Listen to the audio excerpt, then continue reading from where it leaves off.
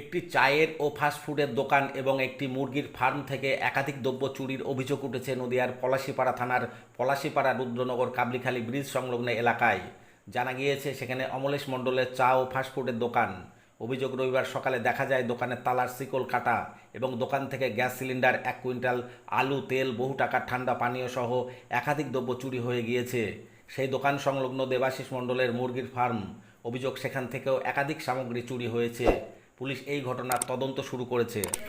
এই শিকলগুলো এভাবে কেটে এইখানে আমার দুটো ওভেন গ্যাস সিলিন্ডার ছিল, তারপরে এইখানে 2 বস্তা আলু ছিল, এইখানে কোল্ড ড্রিঙ্কসের পেটিগুলো ছিল, এই ভিতর থেকে কিছু কোল্ড ড্রিঙ্কস নিয়েছে, এদিকে আপনার ড্রয়ার থেকে করে কথাগুলো এখানে ভিতরে এই যে এটা পুরো বোঝা ছিল কোল্ড ড্রিঙ্কস অল্প কিছু পড়ে আছে, যেগুলো পেরেছে ওরা সেগুলো সব নিয়েছে।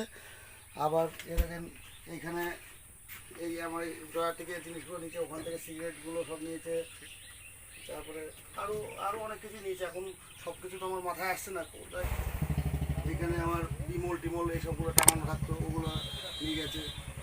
আমার দোকানে চুরি হয়েছে গতকাল রাত্রে। আমি দোকান স্বাভাবিকভাবে বন্ধ করে যাই, যেভাবে রাত 10টা সাড়ে 10টা নাগাদ বন্ধ করে যাই, তখন আমি যথারীতি যেভাবে তালা লাগাই সেইভাবে লাগিয়ে যাই।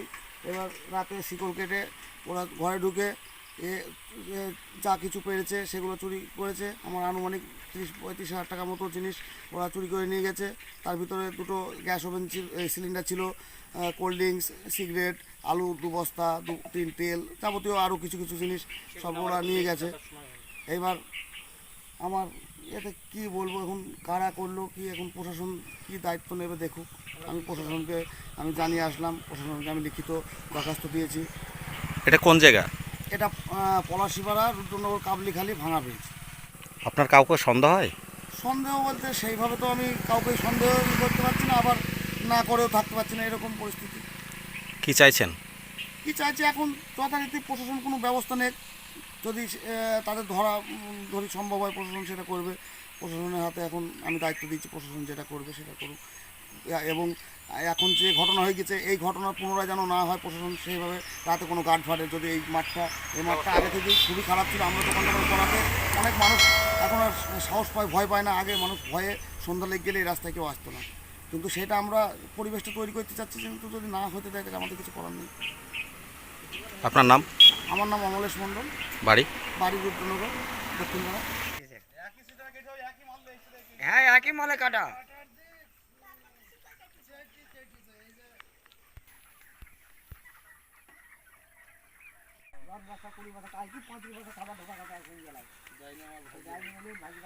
পঁয়ত্রিশ বস্তা খাবারের অর্ডার কালকে ঢুকেনি, মাচার উপরে খাবার